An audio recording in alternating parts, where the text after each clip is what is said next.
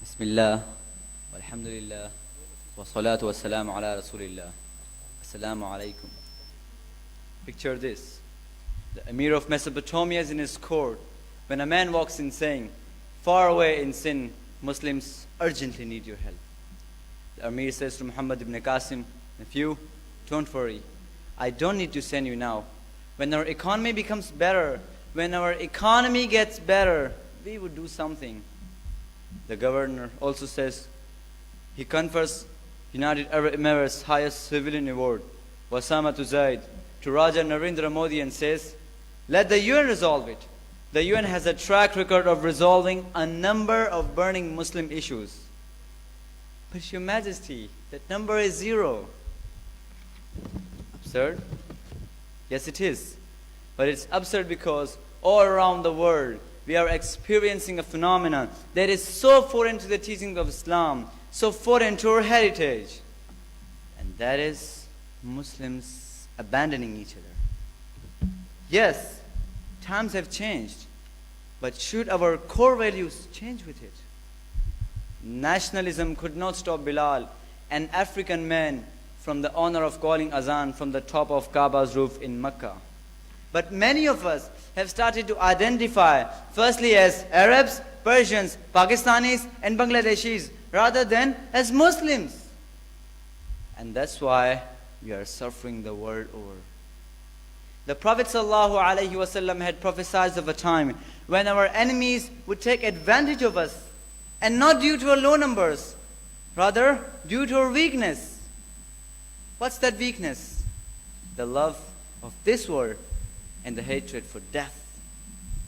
Our enemies are looting our material resources, our best brains, even our iman.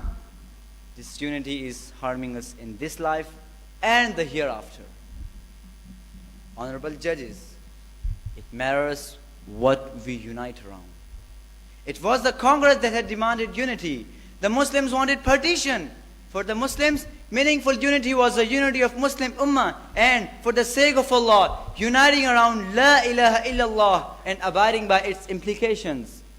Innamal mu'minuna ikhwa. The believers are but brothers. And La tajid qawman yu'minuna billahi wal yawmil akhir yuwadduna man hadda Allah wa rasulah. You see, it does not befit a believer to befriend and love those who oppose Allah and His Messenger. Want to feel the effects of Muslim unity? Just see how the Ansar of Medina shared wholeheartedly everything they had. One Sahabi even offered to divorce one of his 2 wives for his Muslim brother, which he did not accept, but it was only after such selfless sacrifice that the mutual love of the Sahaba became so strong, and that love led to immense unity and strength. And it was with this strength that Muhammad al-Fatih's men successfully hoisted the Islamic flag in Constantinople, with each soldier laying down his life before his brother through the storm of arrows for the sake of Allah subhanahu wa ta'ala. Honorable judges, the crux of the matter is that we must do something to achieve unity. We must act because the oppressed Muslims in Kashmir is our brother. We must act because the oppressed Muslim in East Turkestan, Xinjiang, in Burma, Myanmar, in Palestine and India, all are our brothers and sisters.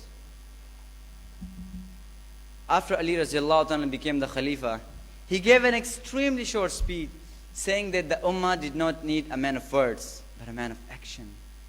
That was his entire speech. That was all he said. And this is all I had to say. Thank you. I have a question that I'm going to ask you. It has nothing to do with the marking.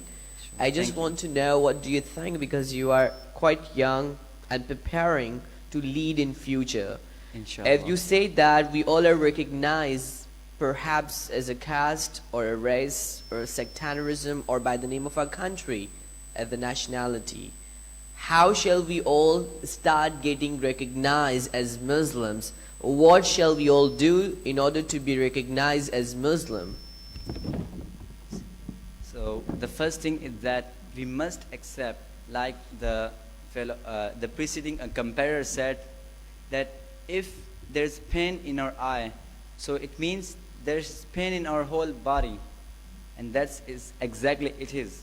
The Prophet ﷺ said that a fellow believer, if he has pain, so whole community should feel the pain. And that is if we can adhere to the teachings of Prophet ﷺ, how he taught us these things. Very positive that once you start leading, you will be spreading the same positive message among everyone, inshallah. The one who got the third is Hassan Saif from Baitussalam, Karachi.